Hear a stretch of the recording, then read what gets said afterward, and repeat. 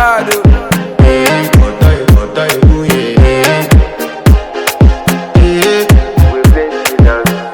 I want to flex my love, I want to impress, and I want to carry my love away to a place she loves.